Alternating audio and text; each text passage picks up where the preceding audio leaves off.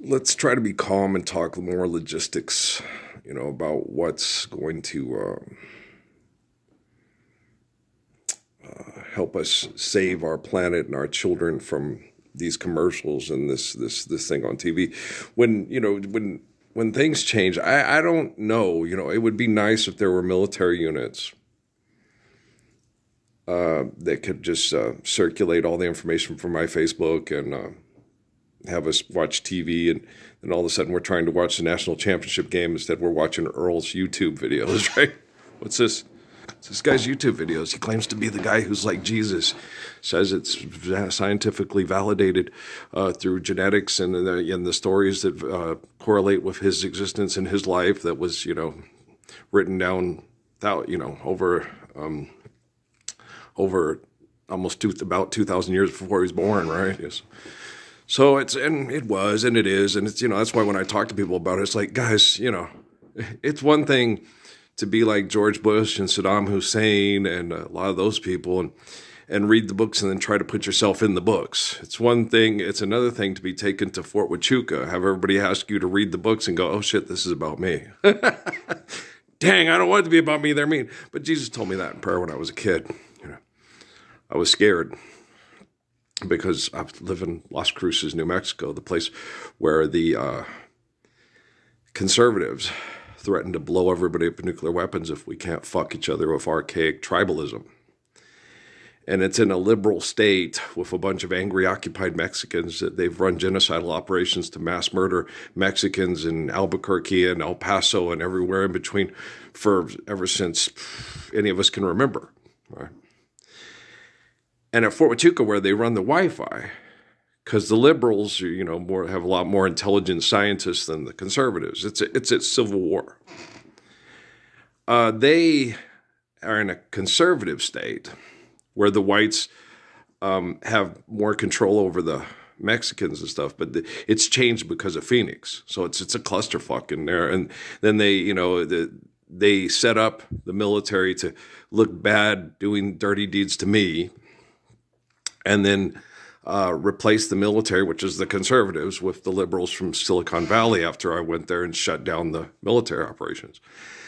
Because everybody knew I was going to do it. Me and Patrick went in there and shut it down. And Natalie helped. Yeah, she really helped. The other kids helped just by trying to be good kids, just being good kids, but they were removed from the inner circle of the sexual deviancy and manipulation because they were very young. And they were focusing on Natalie because she's more attractive than any of the Kardashians. Well, she was raised by me. Yeah. We are what we do. Okay.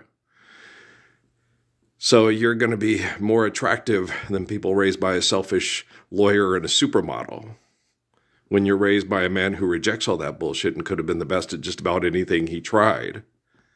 And been like one of those commercials, you have to try hard. Pressure is good for us. Pressure is not good for us. No, Krishnamurti's right.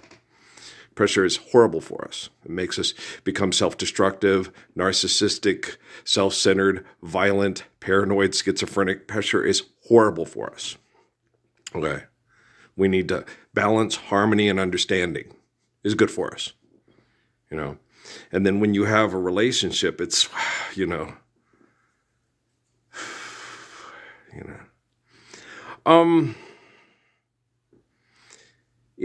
have to, Patrick and Gabe both said that, hang in there, Uncle Earl, hang in there, Dad, you can recover. I can heal. Yeah, I've been through the worst shit in the whole world, and the way I recover is, most people consider me, it's not a medical miracle. Okay, there are no such thing as miracles. It's just me being able to withstand horrible situations because I don't panic and I don't do it to myself. Others do it to me.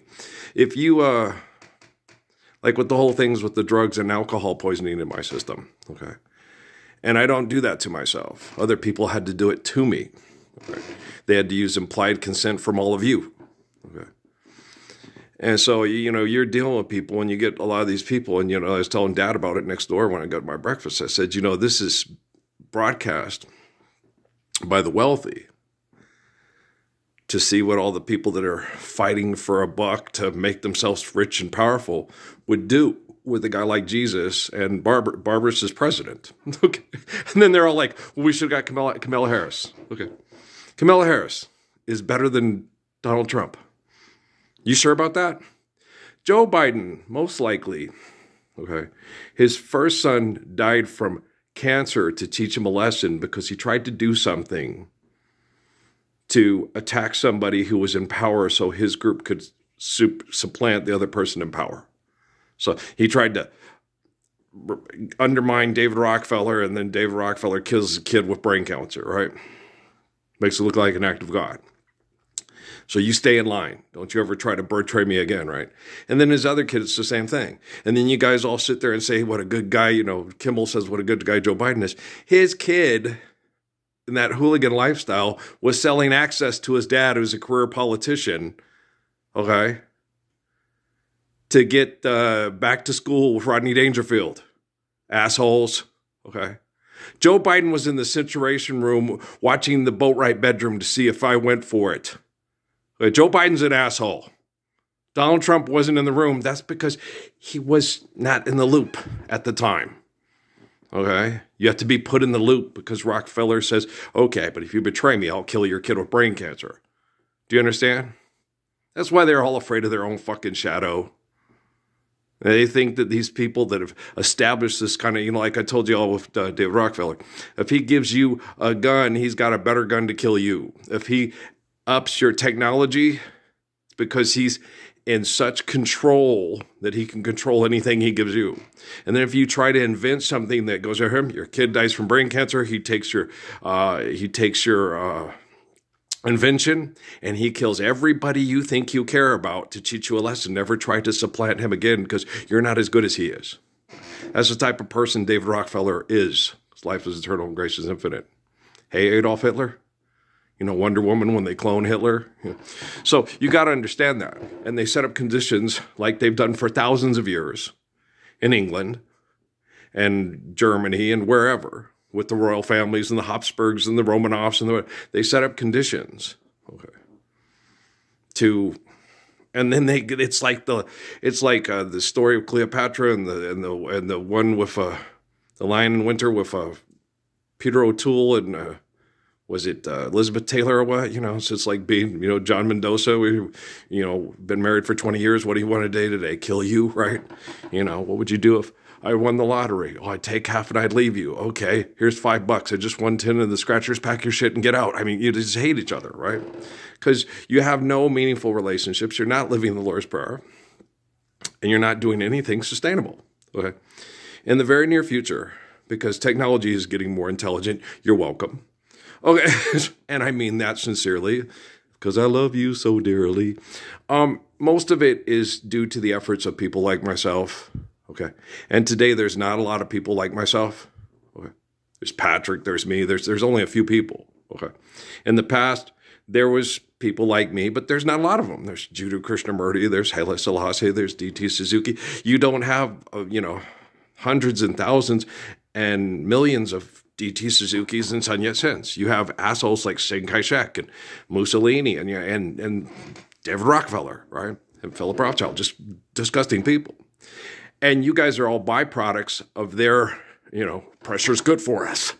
And we got to be the best we can be. The best we can be is grateful, faithful, balanced, and living in harmony on this planet because we can trust one another because we understand natural laws, and the natural laws sustain our love for one another.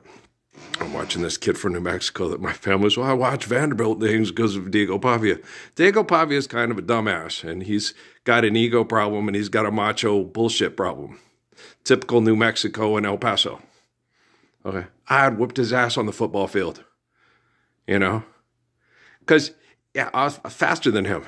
Okay, I was one of the fastest men in the history of the world. Okay? I work out, get in good shape and focus, get a football body, 6 foot tall, 190, put me in that pocket, and watch everybody go, God dang, he's better than Michael Vick and Lamar Jackson. I know. I could have done anything I set my mind to because pressure is good for us, and I'm successful, and now I'm in the standard of fuck you behaviors for money because you can't stand up for Lord's Prayer because you got a ego problem, you pussy face. I don't want to fucking hear it. And then he took the money at Vanderbilt and didn't stay at New Mexico State. They gave him the opportunity because money's real and we need more of it to be comfortable, which is not true. Just look at what the Geneva Convention did to Germany and what happened with the rich families. And you see what I'm saying? Okay, so let's just skip all that shit and talk about doing stuff right. You know, building adobe houses to last, not charging mortgages. Okay, undamming the rivers. Okay.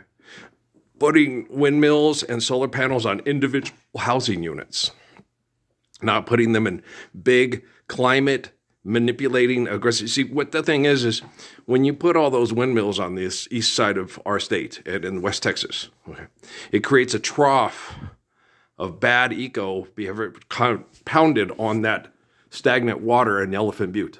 Okay. Now, the energy, the ecosystem radically changes and they'll get more snow in other parts as the water comes down here. But here, it becomes dry and the people that are put here in a genocidal killing field and have all that bad brain activity they told me about in Sierra Vista, like they talk about in North Africa. Okay. If you're being put in a group and being mass murdered by the other group and other people are giving into that group because they'll show you a science project and say, these people are really bad. And I corrected this shit in 5 minutes when they gave it to me in Sierra Vista. I said, you're not giving them the Lord's Prayer. If you give them the Lord's Prayer, these behaviors will radically change within, you know, like that whole thing when they talk about people in 6 months. When you can radically change people's behaviors, it can change their lives and they can change that behavior for their entire life. 6 months, 6 beautiful months of living the Lord's Prayer. We stop fucking and we start loving and it sustains us all through the next generation until the end of time. 6 months. You drug addict, brain chemical addicted, flying fucking murdering monkeys really suck. But you're not a monkey, you're a human being. Okay? So even if you don't stop sucking, it's okay. The technology is getting way better. And then once again, I'm going to say, you're welcome. Okay? I'm working on it. I don't know when it can all change, but it all can change any day. And where are you going to be on that day? You be standing up and saying, that's Earl, I know him. He's the Messiah and he's the living embodiment of the Lord's Prayer and he proved it beyond any reasonable doubts. Or are you going to be going to get one of Rockefeller's paychecks and have in the back of your head, all you ever thought was, they'll gladly kill over me and my grandpa's money and watch you and your Jesus die, Parsons. Wow. You killed my mom. You killed Michelle. You sexually assaulted my children. And Rockefeller collected all the evidence on your satellites. How about them dogs? Don't give me no lines and keep your hands to yourself. Peace out. We'll talk later today.